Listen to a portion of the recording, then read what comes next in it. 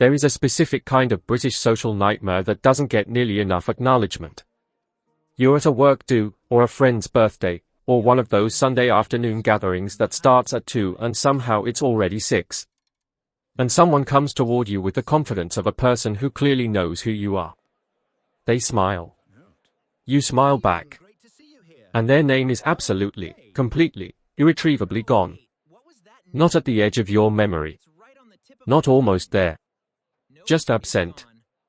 As if it was never filed anywhere at all. And what follows is a performance that British people, in particular, have elevated to something approaching an art form. The warm but carefully non-committal greeting. The studied avoidance of any sentence structure that would require you to actually use their name. The peripheral hope that someone else in the vicinity will say it first, or that the conversation will find its own resolution, or that some minor social event will intervene before you have to admit what has happened. Because admitting it is awkward. And in British social life, awkwardness is the thing you spend the most energy trying to avoid. The interesting thing is that the people who do this most consistently, who chronically, reliably, repeatedly forget names, are not the people you might expect. They are not, as the social embarrassment might suggest, people who aren't paying attention. They are not careless, or arrogant, or fundamentally indifferent to other people. There is something specific happening in their brains that explains the pattern entirely. And once you understand it, the quiet shame that tends to accompany this particular habit becomes considerably harder to justify. Let's start with what's actually happening when you meet someone new. The moment of introduction is neurologically more complex than it appears. Your brain is running a significant number of processes at once. It is reading the other person's face, registering expression, assessing emotional tone, making rapid judgments about the social context and what it requires of you. It is monitoring your own presentation, whether your response landed correctly, whether you're making the appropriate amount of eye contact, whether the thing you just said came across the way you intended. It is navigating the social geography of the room, who else is present, what the register of this gathering is, what's expected. Into this state of high cognitive demand, your working memory already fully occupied, someone offers you a single piece of data. A name. Hi, I'm James. James. The word arrives. Your brain registers it. And almost immediately, it begins to fade, because James, as a name, connects to nothing. It activates no associations, no images, no emotional responses, no network of related concepts that would give it something to anchor to. It is a sound, isolated and arbitrary, arriving at precisely the moment when your brain has the least available capacity to process it properly. Psychologists have a name for why this happens. In 1987, researchers McWeeny and Ellis published a study demonstrating what became known as the Baker-Baker paradox. One group was told that a person in a photograph was a baker by profession. Another group was told that the same person's surname was Baker. Days later, the people who learned the occupation remembered it far more easily than those who learned it as a name. Same word. Entirely different retention rates. The reason is association. Baker as an occupation activates a whole web of connected meaning: flour, bread, warmth, early mornings, a particular kind of shop.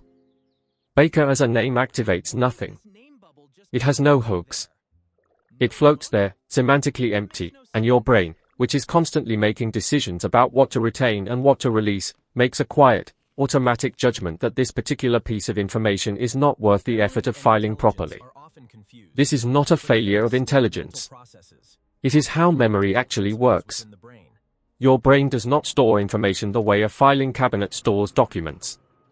It stores patterns, associations, emotional impressions, contextual fragments.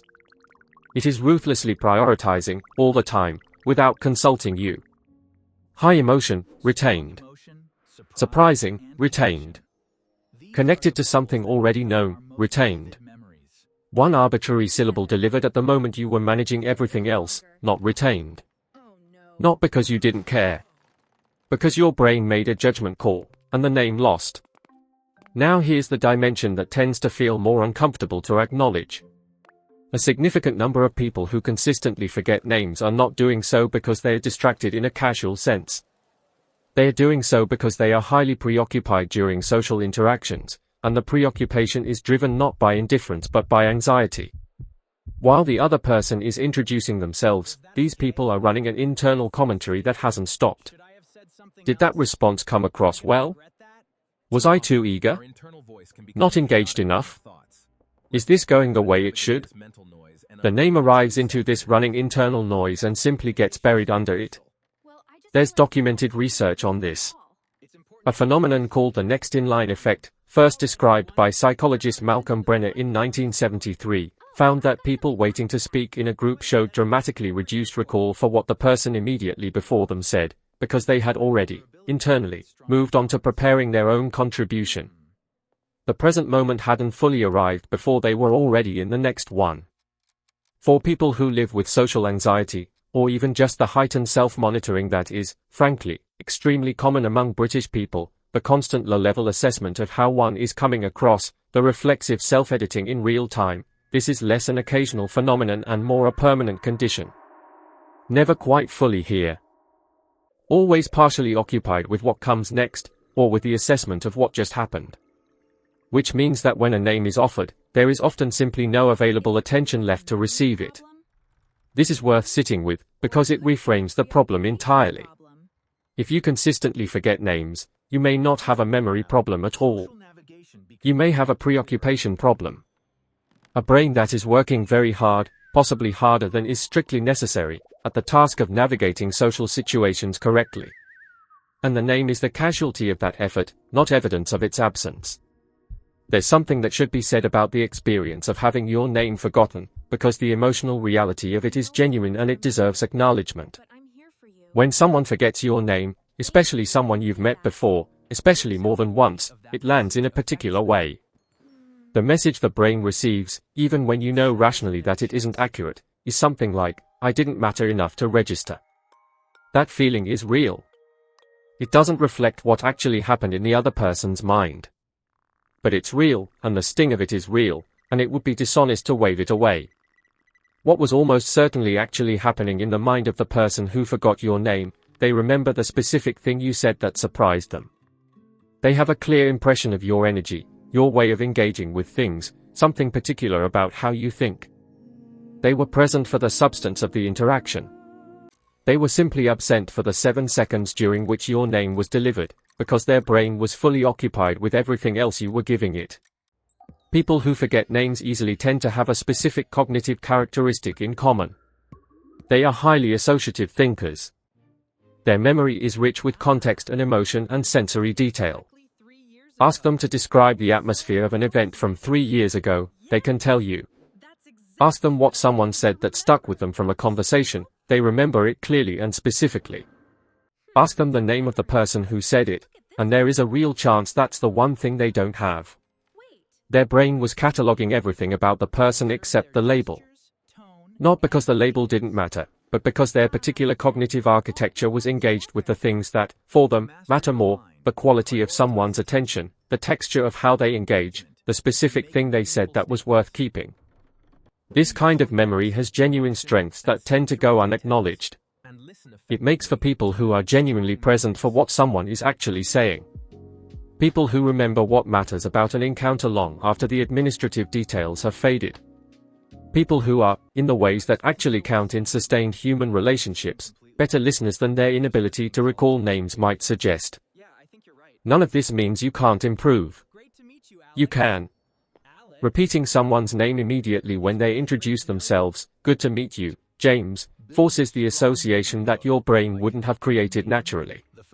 Connecting the name to a person you already know, or to a visual image, or to any existing mental hook, these techniques work, precisely because they are doing manually what your brain refuses to do automatically.